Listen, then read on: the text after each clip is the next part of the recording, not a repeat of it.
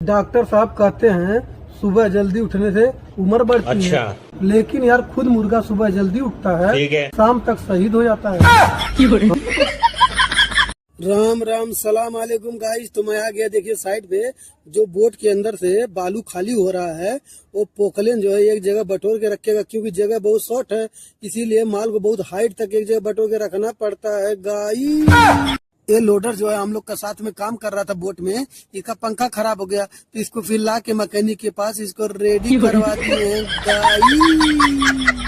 पंखा उंखा लगवाया, तब तक चाय टाइम हो गया, चाय पीने जा रहा था तो गजोदर भाई मिल गया रास्ता में। मैं बोला भाई 1995 की लड़कियों के बारे में कुछ बताओ, तो बोले कि वो उस टाइम की लड़कियां बोलती थी साजन मेरा उस पार है, मिलने को दिल बेकरार है। मैं बोला 2026 की लड़कियां क्या बोलती है?